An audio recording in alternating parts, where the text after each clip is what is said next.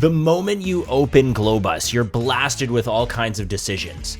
You don't know what to do. Let's make at least one decision, the models, easier.